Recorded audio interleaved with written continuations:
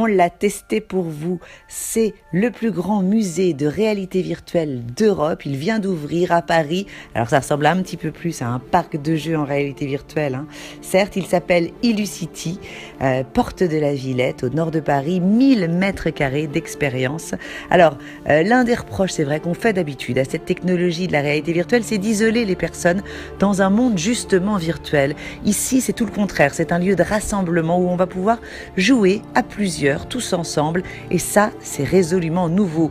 Deuxième chose, on rappelle quand même le principe de la réalité virtuelle. On vous équipe d'un casque, parfois même de manettes, et vous allez vivre une aventure à 360 degrés. Dès que vous tournez la tête, le décor vous suit comme si vous y étiez. Quand vous bougez, l'environnement s'adapte à vous, à vos mouvements, hein, il réagit.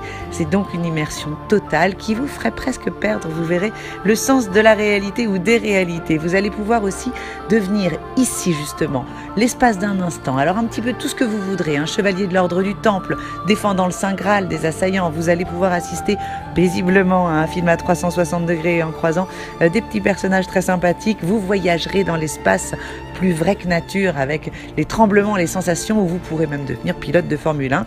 Qui sait, monter au sommet d'un gratte-ciel ou tester un jeu de zombies. Et vous allez pouvoir aussi, c'est ce que je vous disais en introduction, vivre en groupe des escape games. Vous savez, ces jeux d'évasion grandeur nature qui prennent des décors incroyables grâce à l'infini des possibles de la réalité virtuelle. 20 expériences en tout, adaptées à tous les publics. Le décor est celui d'un film en 3D. Alors on a testé pour vous le radeau, hein, on est transformé en pirate ici. On échange les uns avec les autres. Il y a vraiment une interaction avec les autres joueurs. L'idée, c'est de lutter contre les tirs des aliens, hein. On n'est pas relié à des câbles, on est vraiment complètement libre de nos mouvements. On est totalement propulsé, du coup, en dehors de notre réalité. Parfois, le sol ou les sièges bougent, des souffleries viennent s'ajouter pour renforcer encore l'impression de vitesse. Les jeux se payent à la carte. Côté tarif, on est entre 5 et 30 euros par personne pour des jeux qui vont de 5 minutes à 1 heure. Notre conseil quand même, n'hésitez pas à réserver à l'avance parce que certains jeux sont saturés plusieurs jours à l'avance.